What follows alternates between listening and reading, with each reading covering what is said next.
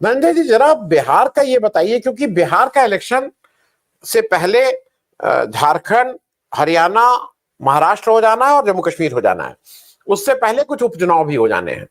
तो जरा मुझे एक चीज ये बताइए कि बिहार का अगले साल जो चुनाव आ रहा है उसमें आपको क्या लगता है? जो प्रशांत किशोर तो बार बार कह रहे हैं कि तब तक तो जेडीयू रहेगा नहीं, नीतीश फिर एक बार साइड बदलेंगे, जेडीयू का वजूद नहीं रहेगा, क्या क्या कह रहे हैं। आपको अगला बिहार चुनाव में कौन किसके साथ रहेगा? क्योंकि बाइपोलर चुनाव होंगे, इसमें कहीं कोई दो राय नहीं है। प्रशांत किशोर जी कह रहे हैं कि मेरे वर्सेस आरजेडी होगा। इसमें कितना आपको लगता है कि वास्तविकता है या केवल बड़बोलापन है प्रशांत किशोर जी का, जिसके लिए वो मशहूर है? धनंजय भाई, और ओवरऑल एक तरह बिहार की पॉलिटिकल पिक्चर भी बता दीजिए। जी, आपको भी प्रणाम, आपके दर्शकों को भी, और अजीत भाई साहब को भी प्रणाम। प्रशांत किशोर क्या बोलते हैं, मुझे लगता है बहुत ज्यादा फुटेज उनको मीडिया में मिल जाता है। उसकी वजह ये भी रहती है कि जो गोदी मीडिया है या गटर मीडिया है या जो भी मेन मीडिया है, जो कहना है पब्लिक जिस तरह से सोचते हैं सोच लें, कई पर्यायवाची शब्द हैं उसके। तो वो जो नैरेटिव चलाता है वो नैरेटिव सत्ता पक्ष के अनुसार चलता है, बीजेपी के अनुसार चलता है।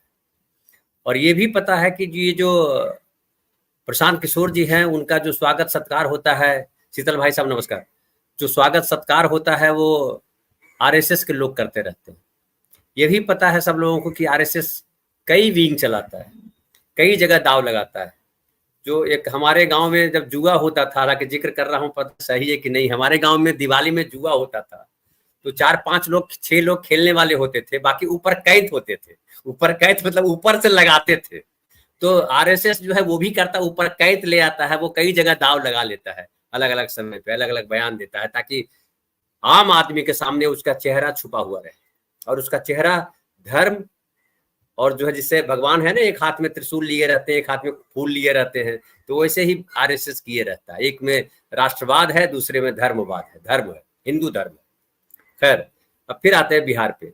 जो प्रशांत किशोर कह रहे हैं कि अगले लड़ाई में हम ही रहेंगे और तेजस्वी रहेंगे, तो कम से कम चलिए तेजस्वी रहेंगे ये मान लिया है कि तेजस्वी है। पहले तो तेजस्वी को खारिज कर देते थे। आपने भी जिक्र किया प्रस्तावना में कि नबी पास बोलते हैं, तो कबीर दास को तो उन्होंने पढ़ा होगा, नागार्जुन जी को भी पढ़ा होगा।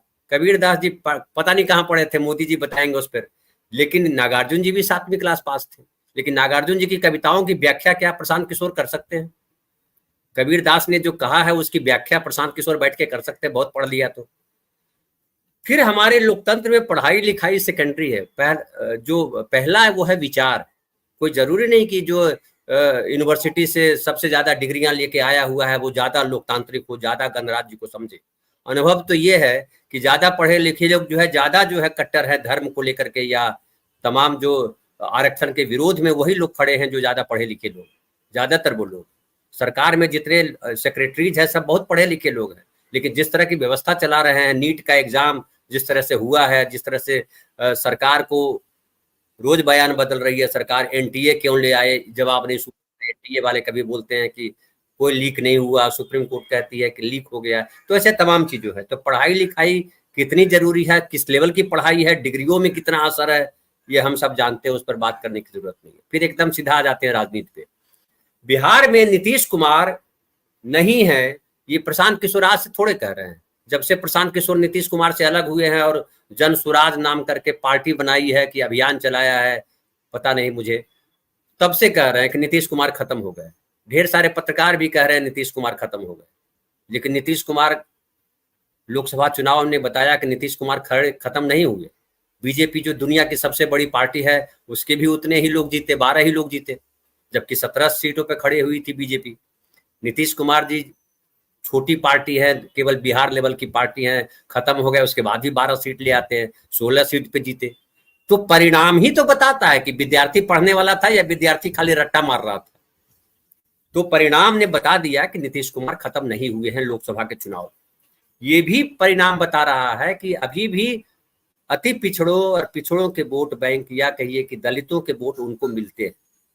ये भी है कि महिलाओं में सबसे ज्यादा उनकी पैठ है, और उसकी 2 वजह मानी जाती है कि महिलाओं को आरक्षण जिस तरह से मिला हुआ है नौकरियों में, राजनैतिक तौर पे जो आरक्षण मिला है नीतीश कुमार की वजह से, और एक तीसरी वजह मानी जाती है जो जीविका वहां चल रहा है, जीविका से करोड़ों महिलाओं को आत्मनिर्भर बनाया गया है।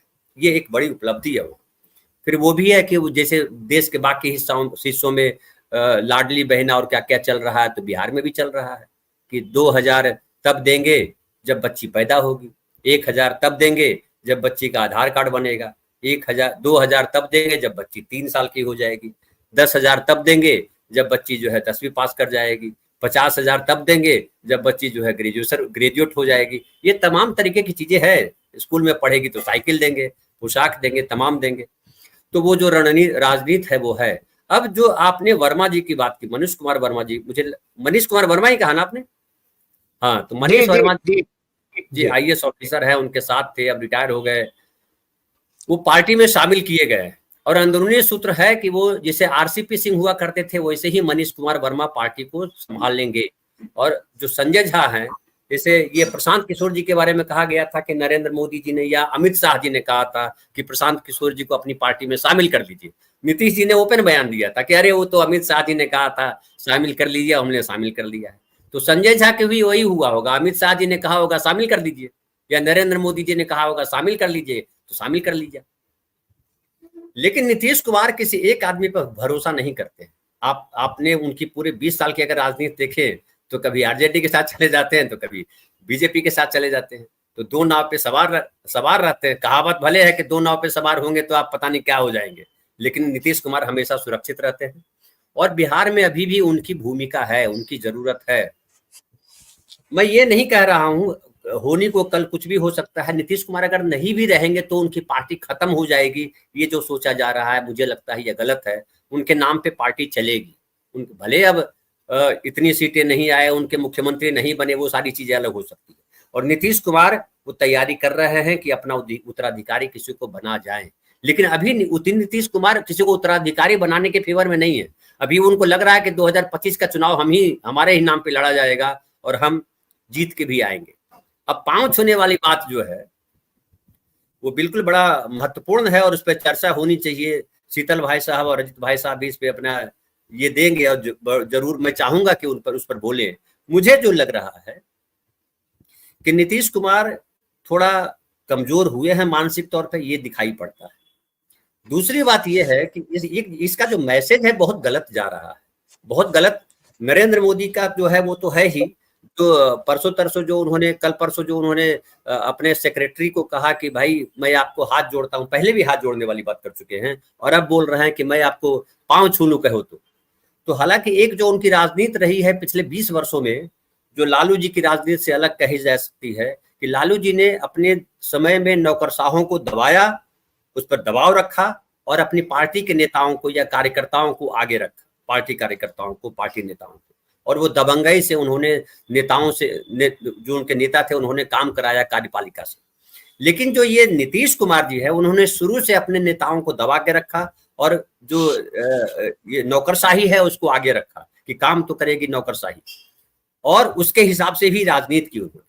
अब नौकरशाही में अब एक गलत मैसेज ये जाता है कि अगर चीफ मिनिस्टर सेक्रेटरी के पांव छू करके काम करवाना चाहते हैं, उनके पर उनका अगर दबाव नहीं है, उनका भय नहीं है चीफ मिनिस्टर का नौकरशाही पे, तो आम आदमी क्या करे? क्या आम आदमी भी पांव छुए? या आम आदमी जैसे रिश्वत दे रहा है, कोई भी काम कराना हो बिहार में, आप जाइए, आपको पैसे देने पड़ेंगे, बिना पैसे के कोई काम नहीं होंगे। एक आध कोई गलती से हो गया तो उसको अपवाद मानिए, उसको रूटीन में मत मानिए, लेकिन सच यही है कि बिहार में बिना पैसे के कोई काम नहीं होता, कोई डिपार्टमेंट नहीं जहां पैसा नहीं लगता है। और चाहे शिक्षा विभाग हो, अब नौकरियों में भी पैसे लेते हैं। दरोगा की बहाली होगी तो पैसा, ये जो नीट वाला जो आया है प्रकरण की इतने लोग पकड़े गए, ये वहां पैसा दिया जा रहा था, वहां फलाना कराया जाता, सब है। और मुझे लगता है कि इसके लिए सरकार कितना दोषी है वो तो अपनी जगह है, लेकिन हमारा समाज भी गलत चीजों को आत्मसात कर चुका है। उसको लगता है कि न्याय या सही तरीके से चलने से हम समाज में आगे नहीं बढ़ सकते हैं। हम तभी आगे बढ़ेंगे जब जितना गलत कर सकते हैं कर दो, पकड़े जाएंगे तो देखे जाएंगे, घूस दे करके वहां भी छूट जाएंगे। और जो एक प्रेमचंद की कहानी में था कि पंडित अलोपीदीन वाला और वो नमक का दरोगा में, कि वो जो ऊपरी कमाई ही असली है, उसके बिना तो हम जीवन चला नहीं सकते। वही है हमारे समाज में, तो हम सबको मिलकर के सोचने की जरूरत है। लेकिन आखिरी लाइन, नीतीश कुमार अभी भी 2025 में जो विधानसभा चुनाव होगा उसमें वो महत्वपूर्ण है। अब नीतीश जी तेजस्वी के साथ चले जाएंगे या नीतीश जी बीजेपी के साथ रहेंगे, ये सवाल अभी अनुत्तरित है, इस पर बाद में चर्चा की जा सकती है। जी जी।